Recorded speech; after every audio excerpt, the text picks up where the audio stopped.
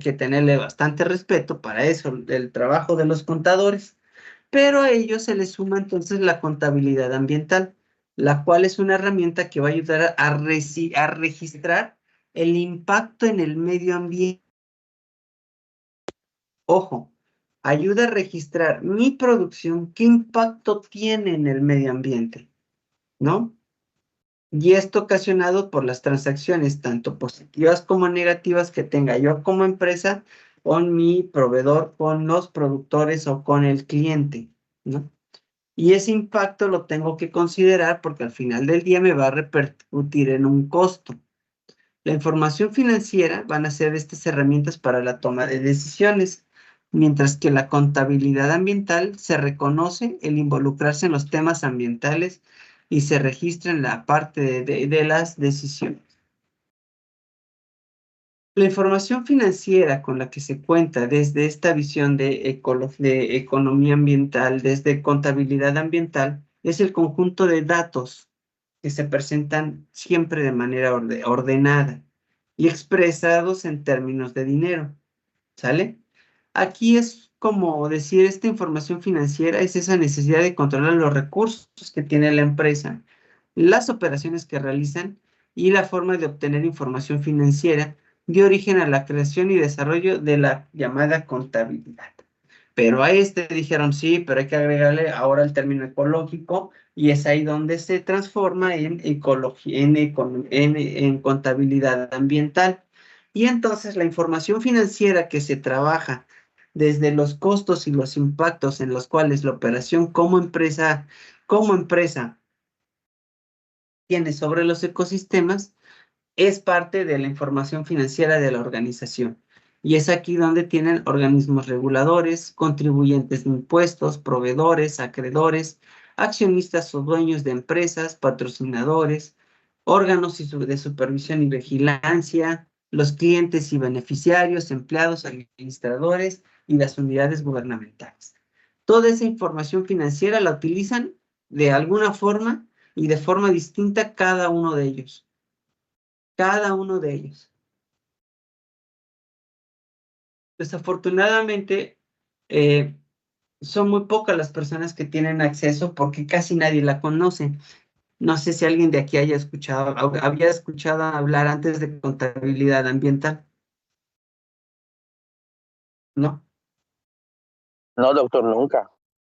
Ah, pues ya saben que existe la contabilidad ambiental y qué es lo que tiene que verificar, ¿no?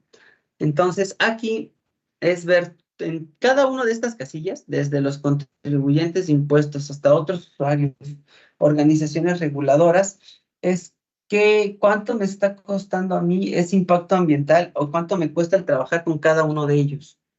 El tener un convenio y trabajar con algo tiene un costo, ¿no? O sea, tiene un costo definitivamente, sí o sí, se le debe de dar un costo. Y mucho de este costo tiene que ver también con el papel que tiene el contador en la administración ambiental. Primero, incluir el desempeño ambiental dentro de los reportes. ¿Cómo van a incluir el desempeño ambiental? Por ejemplo, van a hacer un reporte y en ese reporte contable les están diciendo que se gastaron tanto de energía. Ok, tanto de energía equivale a tantos watts por hora y esos watts por hora, ¿cuánto se necesitó para la fabricación de esos watts por hora? No, se utilizó tanto carbón. Ah, ok, entonces nosotros quemamos tantas toneladas de carbón al año y emitimos tantas toneladas de CO2 al año por el simple hecho de utilizar esa energía eléctrica. Es eliminar los elementos que encuentran en conflicto con la contabilidad general, que realmente son muy poquitos, casi ninguno, no, casi ningún elemento de la contabilidad se genera en conflicto con la ambiental. Proyectar los alcances financieros de la agencia ambiental. Es decir, nosotros como organización internacional y y que queremos trabajar con este cuidado del medio ambiente, tengo que saber cuánto me cuesta cuidarlo y cuánto me costaría ser ambientalmente responsable. Y eso es lo que yo voy a proyectar en los alcances financieros, ¿no? Y sobre todo implementar técnicas contables que son las de siempre, La única diferencia es que son aplicables a la cantidad de recursos naturales que están utilizando para poder echar a andar este tema de la contabilidad ambiental o que puedan echar a andar a la organización. Hasta aquí, muchachos, ¿alguna duda o pregunta o comentario? De mi parte no, doctor. Tampoco. No, doc, Todo bien. gracias. Gracias, Doc. Ok, perfecto. Bueno, entonces tenemos aquí que la contabilidad ecológica o ambiental es la rama de la contabilidad financiera. Registra el impacto ecológico de la empresa, así como los beneficios y los daños ocasionados al medio ambiente. Si ustedes trabajan en una constructora, van a tener que hacer el registro de cuánto y cuál fue el impacto ambiental que tuvieron, que hicieron para poder construir esa zona ambiental, esa zona residencial. A corto, mediano y largo plazo, le tienen que decir a los que habitan ahí qué tienen que hacer para seguir evitando el daño al medio ambiente. ¿Sale? Esa es la parte fundamental que tiene la economía ambiental. Y obviamente todo esto lo que se busca es desarrollar el desarrollo sustentable, desarrollar estos mecanismos que busquen realmente la sustentabilidad. ¿Sale? Y que estudia las relaciones entre los seres vivos entre sí con el medio ambiente. Dentro de la ecología existen diferentes tipos de interacción. Hay entre los seres vivos e interacción con el hábitat también de estos seres vivos. Y cuando hablamos de la interacción del hábitat es cuando hablamos, por ejemplo, de el tema social, desde la visión cultural, el territorio. El territorio va más allá que una de gran macrosistema y todo tiene una relación directa. Y entonces el sistema social, para que se pueda dar, necesitamos alimentos. Y estos alimentos salen de los ecosistemas. Lo que les decía, tenemos peces que nos generan alimentos, pero para poder adquirir esos peces necesitamos o tuvimos que desarrollar la tecnología suficiente para poder generar primeramente las canoas, después los barcos pesqueros que entran a alta mar y ya se los están comiendo. Pero estos peces tenemos, junto con esta tecnología, al momento de que nosotros desarrollamos esta tecnología, entramos en competencia también con otras especies que se comen a esos peces. No, y aquí nada más el autor pone dos ejemplos muy sencillos, que son delfines y focas.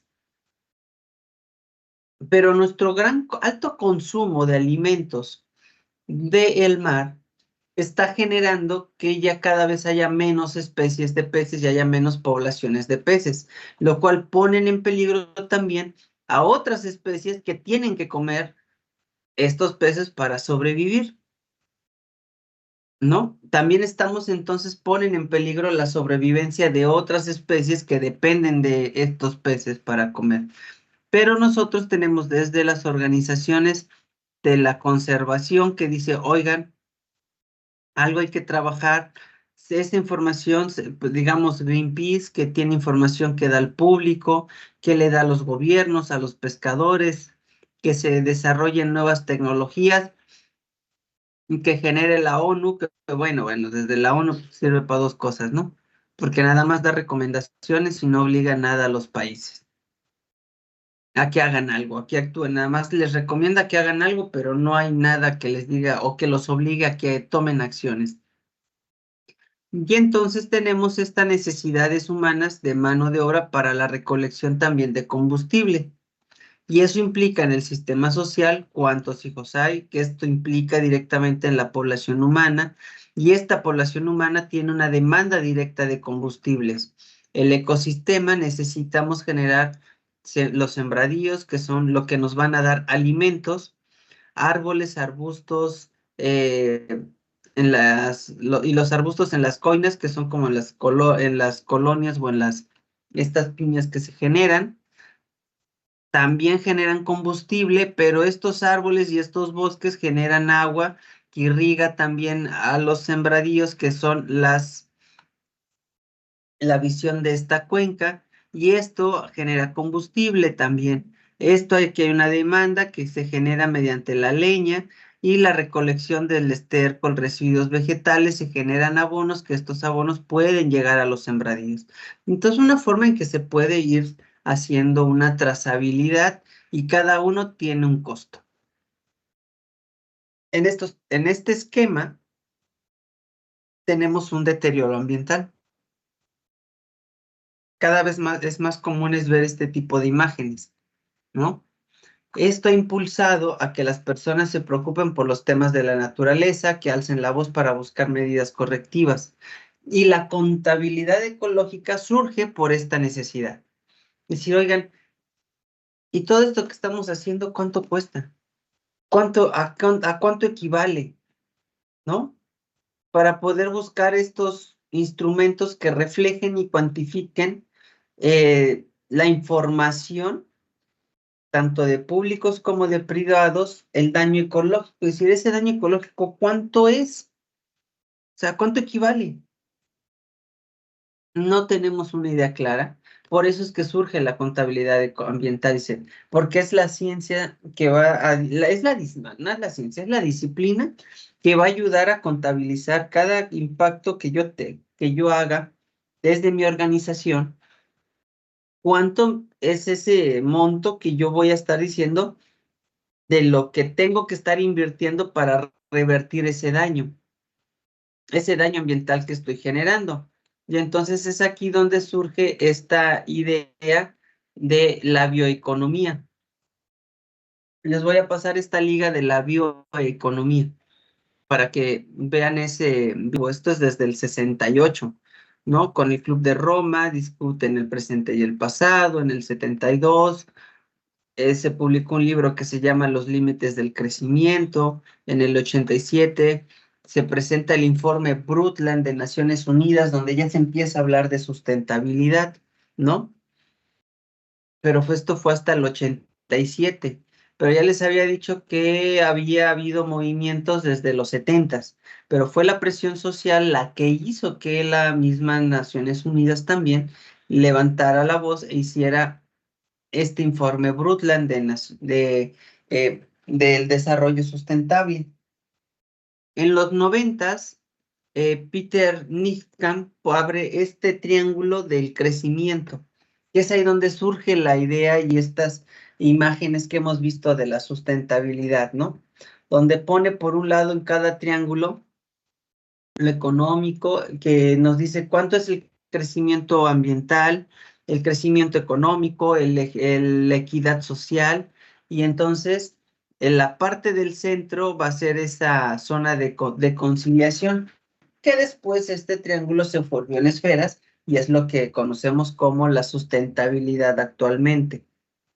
Después, en la cumbre, en el 2000, surge la Cumbre del Milenio, que presentaron los objetivos del desarrollo del milenio, los cuales llegó al 2000 y pues no cumplimos ninguno. Y va para allá la Agenda 2030 también. De la Agenda 2030 es igual un listado de muy bonitas causas, pero que no llevamos ni el 30% de esas metas y esos objetivos establecidos en la agenda. Y ya de ahí, desde el 2005, en el 2005 se empezaba a hablar de educación ambiental para la sustentabilidad y vamos a educarnos ambientalmente. Y en el 2015 el tema de la Agenda 2030, ¿no? Que son estos 17 objetivos. Me imagino que ya han escuchado hablar de la Agenda 2030. Vaya que